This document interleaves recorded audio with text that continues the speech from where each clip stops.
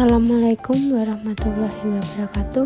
Di sini saya akan menjelaskan sedikit pengertian tentang OSI-layer dan port. OSI-layer adalah suatu konsep yang memungkinkan pertukaran informasi antara berbagai jenis sistem komunikasi komputer. Pada sistem komunikasi tersebut menggunakan protokol standar TCP/IP. Sedangkan untuk sistem alamat menggunakan IP yang terhubung oleh TCP/IP. Berikut ini adalah gambar urutan ketujuh OSI-layer. Yang pertama ada application layer, kedua ada presentation layer, ketiga ada session layer, keempat transport layer, kelima network layer, keenam data link layer, yang ketujuh yang terakhir adalah physical layer.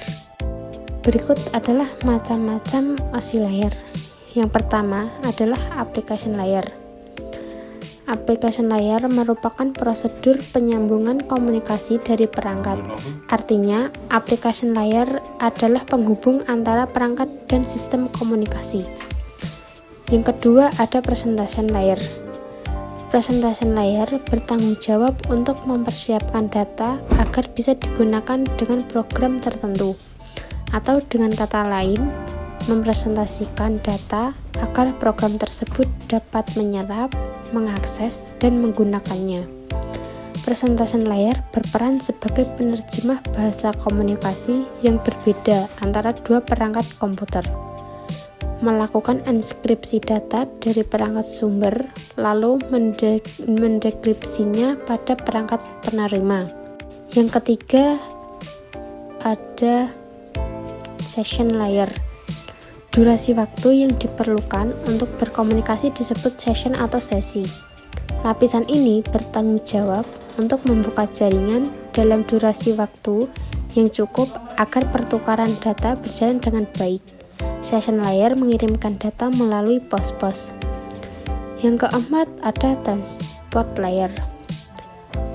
Layer ini berperan sebagai penanggung jawab kiriman pesan antara dua perangkat, mengambil data dari layer sebelumnya dan meneruskannya ke lapisan berikutnya, sekaligus memastikan bahwa data tersampaikan dengan baik. Lapisan ini juga bertanggung jawab mengendalikan alur komunikasi antara dua perangkat yang kecepatan internetnya berbeda, agar dapat saling mengoptimalkan. Juga memastikan data tersampaikan secara lengkap dan meminta kiriman ulang jika gagal. Yang kelima ada network layer. Layer ini bertugas untuk membagikan jalur sebagai fasilitas bagi proses pertukaran informasi antara dua jaringan yang berbeda. Network layer tidak diperlukan pada komunikasi perangkat di jaringan yang sama. Network layer mencari jalur komunikasi terbaik antar jaringan atau disebut routing. Lapisan ini menyalurkan data kiriman dari perangkat sumber dengan cara membaginya dalam paket-paket kecil, lalu menyusunnya kembali ketika telah sampai pada perangkat penerima. Lalu keenam ada data link. Data link merupakan pemberi jalur komunikasi di dalam jaringan yang sama. Tugas-tugasnya hampir sama dengan network layer dan transport layer, hanya saja internal dalam satu jaringan. Yang terakhir ada physical layer, lapisan paling dasar dari ketujuh OSI-layer. Bertanggung jawab mentransmisikan data dalam bentuk bitstream. Physical layer mencakup segala piranti pertukaran informasi yang dimiliki oleh dua perangkat yang melakukannya, termasuk kabel dan tombol-tombol. Bitstream bisa dikatakan sebagai data digital. Bentuknya tak kasat mata dan berurutan melalui alur tertentu yang bisa ditransmisikan melalui media fisik. Nah, itu tadi merupakan macam-macam OSI-layer yang terdiri dari 7 buah. Selanjutnya, saya akan menjelaskan pengertian tentang port. Dalam protokol jaringan TCP/IP, sebuah port adalah mekanisme yang mengizinkan sebuah komputer untuk mendukung beberapa sesi koneksi dengan komputer lainnya dan program di dalam jaringan. Port dapat mengidentifikasi aplikasi dan layanan yang menggunakan koneksi di dalam jaringan TCP/IP. Berikut ini ada beberapa jenis-jenis port. Yang pertama ada logical port.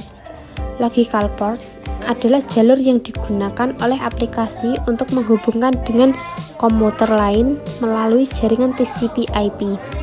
Salah satu contohnya adalah mengoneksikan komputer dengan internet. Port ini berperan penting dalam jaringan komputer. Selanjutnya ada port 20 dan 21 atau FTP. Port 20 dan 21 merupakan port untuk FTP atau File Transfer Protocol. FTP adalah protokol yang berguna dalam mentransfer data di dalam suatu jaringan.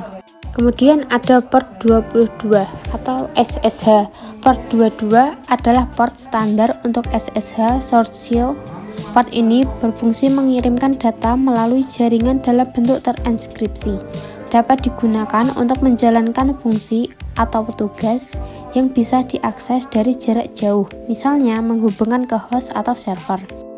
Selanjutnya ada port 23 atau telnet. Port 23 telnet adalah port untuk menghubungkan komputer dan server jarak jauh. Fungsinya mirip dengan SSH, hanya saja port 23 telnet tidak menggunakan enskripsi pada koneksinya. Kemudian ada port 25 atau SMTP.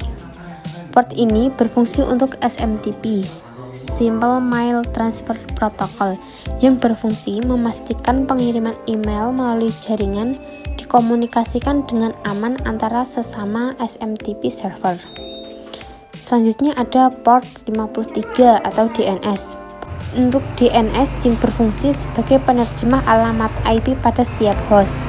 Port ini mencocokkan nama domain yang dapat dibaca manusia dengan alamat IP yang dapat dibaca mesin. Jadi, kamu tidak perlu mengetik alamat IP dalam bentuk angka ketika hendak mengunjungi website. Selanjutnya ada port 87 dan 68 atau DHCP. Port DHCP atau Dynamic Host Configuration Protocol berfungsi untuk menetapkan informasi terkait alamat IP.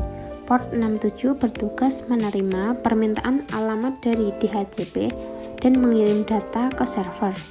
Sedangkan port 68 merespon semua request DHCP dan meneruskan data ke klien. Selanjutnya adalah port 80 atau HTTP atau web server.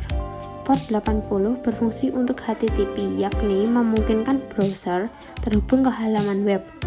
Port ini akan menerima permintaan koneksi dari klien. Kemudian setelah koneksi berhasil dibuat, kamu akan mendapat akses ke berbagai halaman web di internet.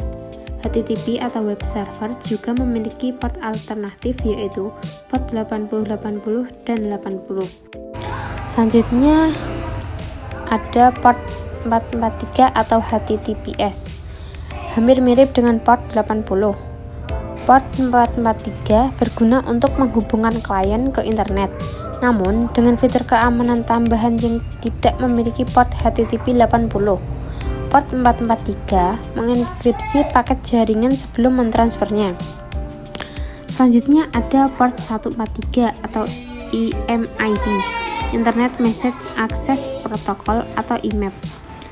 Adalah protokol untuk mengakses email dari server. Kamu bisa mengakses dan mengunduh email asalkan terhubung dengan server. Port ini memastikan data tetap aman saat proses koneksi berlangsung.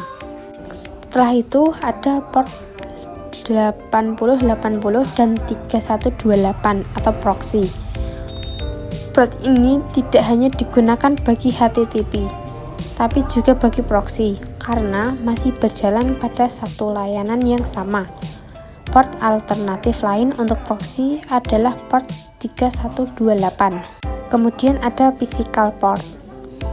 Port fisik adalah soket, slot, atau jack koneksi yang memungkinkan kabel bisa dihubungkan dengan komputer, router, modem, USB, dan perangkat lainnya. Masing-masing soket memiliki bentuk fisik dan fungsi yang berbeda pula. Beberapa port jaringan fisik terdapat pada perangkat keras jaringan komputer. Selanjutnya ada serial port. Serial port berfungsi untuk mentransmisikan data jarak jauh secara terlambat. Sesuai namanya, serial port bekerja secara seri. Jadi, port ini tidak dapat melakukan pemindahan data sekaligus. Penggunaan port serial sudah banyak digunakan dan telah digantikan dengan port USB dan FireWire. Kemudian ada parallel port. Port paralel digunakan untuk mentransmisikan data pada jarak pendek secara cepat.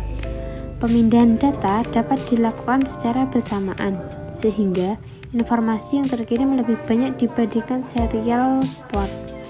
Jenis ini biasa dipakai pada penghubung perangkat printer, disk eksternal, atau tape magnetik.